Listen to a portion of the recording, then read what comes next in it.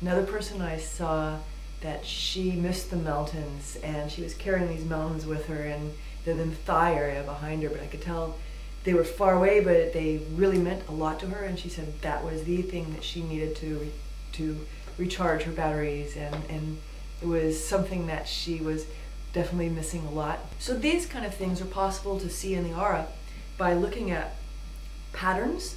For example, one person had this pattern above her head as if it was global, and some of the things going on with her were not so much specific to her, but to the world, and this fit her job. And sometimes patterns, for example, above their head, it may not be as developed because that person's not doing as much meditation. I saw that in one case. He could have used more meditation to bring up that part. Another person had a very complicated pattern above her head. It went up, and actually a large part of herself was up there and kind of carrying on its own life in a way. And sometimes people would say something that let me see into that they needed a past life reading, and I would look into their past lives and I would see how that was relating to this life, and sometimes that became very important. A lot of the people were asking questions that I was able to answer, that or things that had concerned them for a long time, and questions about spirituality and their own nature and things going on in their lives. These are things that can be psychically understood once you tune into an aura like that. And so when you're looking at an aura and you're doing this psychic kind of viewing, you may not see anything at all physically, really. It's very subtle. It's a different type of sight from the eyes. It's third eye.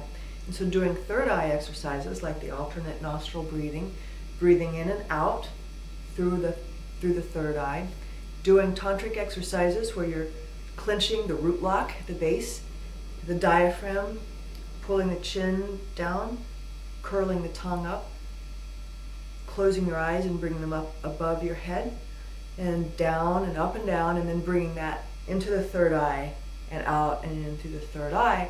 These kind of things help to improve your ability to tune into other people, to see, and you can also bring it out through the heart so that you're able to experience the kind of love that you need to have for other people to see these kind of things accurately. Being able to do this work, for me, has evolved because of helping other people and caring about them. So when you're looking in the aura, look for certain patterns. There can be shapes. One woman had energy coming out from her upper arms that was strong and able and capable to do what she was doing, and the rest of her aura was really depleted at the time. That's because she was determined to get these things done in Atlanticron, but she was wearing herself down, so the rest of her aura was very weakened because of adrenals, but she was still able to just force and will herself to do this, and I could see that coming out of her arms. Different parts of the aura tell you different things.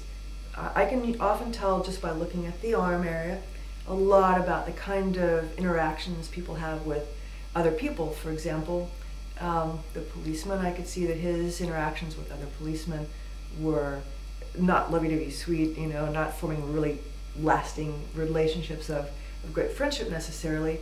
I could see that in his arms and how he treated people, but also I could see some of the other policemen, their vague sense of their auras and their shapes around him, and how he interacted with them.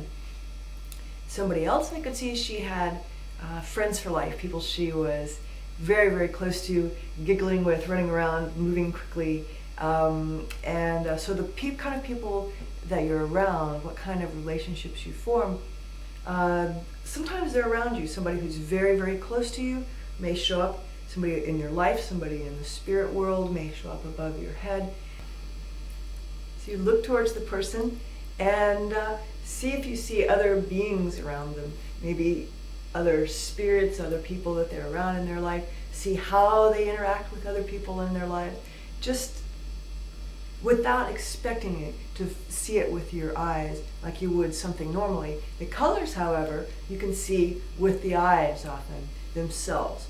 The colors you can sense and you can guess at what color it is that you could call it, but you can, if you look closely enough, often see the colors, and you might have thought it was just something that was the shading in the room, the lighting, but keep looking and checking and it's really not. Look to the person right beside them and let your eyes defocus and see what kind of thing that you see along the edges, and you generally see a light around the person glowing, and this light can be really large.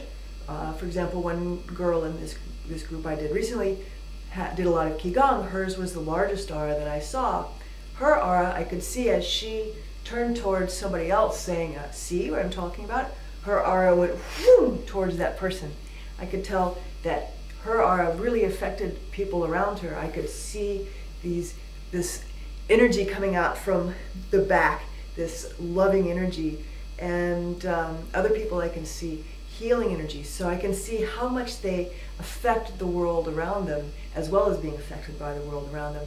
And so some people will be holding their auras in, not interacting much at all. Other people, their energy may be almost nuclear in the amount of intensity. One girl, I said that she could probably use telekinesis, and she said her mother had done that before. It's this energy above the head that's just nuclear is the best word I can think of. Other people, their energy may be even a little intense because of some occult work. You can see a certain color maybe above the head that has to do with occult work, then start seeing maybe what they've done with it, what they've studied. Sometimes hearing words will come in that it's good to just learn to say it at first. When you're learning it, if you see an object, if you see a vision, hear a word, get a feeling, just say it. Maybe it's something in your own body, like a pressure somewhere, and then you can mention that maybe they have a certain type of pressure there. See if you can feel if it's emotional pressure or if it's physical pressure, if it's spiritual pressure, mental pressure. See if you can make the distinctions. In the way they describe auras technically, they talk about the different layers, and that's true to some degree, but it's so much more complex than that. That's a great oversimplification, I believe. However, the aura closest to the body is supposed to be the physical, etheric body and show what's going on with the health predominantly. After that, there's the emotional body, then the mental, then the intuitive, and then more spiritual. Very, very large. The aura is huge when you really look at the whole thing. Some people's auras are more obvious in the physical plane because that's what they are most at home in. So you might look at the neck and see how well they're expressing what's going on. If there's a lot of gunk in there, if it feels kind of cloudy, they may not be expressing what their ideas, their thoughts, their emotions. If it's nice and clear in that area, like you don't need to move away the astral fuzz to see their neck, then they're probably more expressive. You can look at the heart area, see how they love. You might see a spiral coming out. You might see pink coming out. You might see pink coming out more when they're in the proximity of their girlfriend or boyfriend. Some people would have me look at the two of them together, and there would be sometimes a clash, or they might go well together and recommend staying together for a long time. You can see how one person may change more, may become colder in a way. Their aura can have a sense of hot and cold. When they're away from the other one, the other one may not.